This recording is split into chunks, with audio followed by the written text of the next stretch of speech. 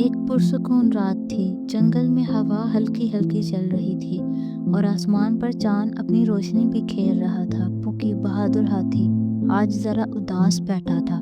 اسے نیند نہیں آ رہی تھی۔ وہ دادی ماں کے کمرے میں گیا اور آہستہ سے بولا، دادی ماں کیا آپ جاگ رہی ہیں؟ دادی ماں مسکرا کر بولی، ہاں بیٹا، کیا ہوا؟ کیوں نہیں سو رہے؟ پوکی نے آہ بھری اور کہا، مجھے نیند نہیں آ رہی، دل گھبرا رہا ہے۔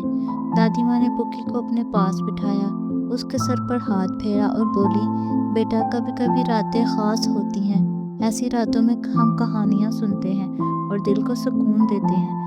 پھر دادی ماں نے ایک جادوئی کہانی سنانی شروع کی۔ کہانی ایک ننھے ستارے کی تھی جو زمین پر گرا اور جنگل کے جانوروں نے مل کر اسے آسمان میں واپس بھیج دیا۔ پوکی اتنے غور سے سنتا رہا کہ اس کی آنکھیں آہستہ آہستہ بند ہونے لگی۔ کہانی ختم ہونے سے پہلے پوکی دادی ماں کی گود میں سو گیا۔